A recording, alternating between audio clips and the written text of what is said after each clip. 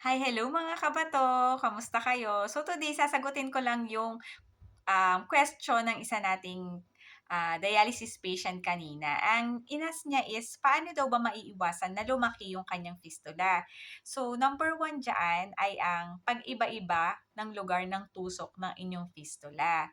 So, as a nurse naman, we're trying our very best para hindi masyadong magkakadikit ang tusok doon sa inyong fistula site. Kasi nga, merong tinatawag na aneurysm or complication kapag same site lagi yung tinuturo. Yun yung time na lumalaki ang inyong fistula. So, number one doon ay ang pag-iba-iba ng tusok. So, minsan kasi hindi pa fully mature kaya on the first dialysis sessions, halos magkakadikit siya. Pero 'pag fully nagma-mature na siya, we're trying our best na iiba-iba yung tusok para hindi magka-complication ang inyong fistula.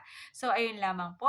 See you around po mga kabato. I-comment niyo din po diyan kung meron pa po kayong ibang alam or best way para po maiwasan na lumaki din ang inyong fistula para makatulong din po tayo sa iba. Salamat po. Bye!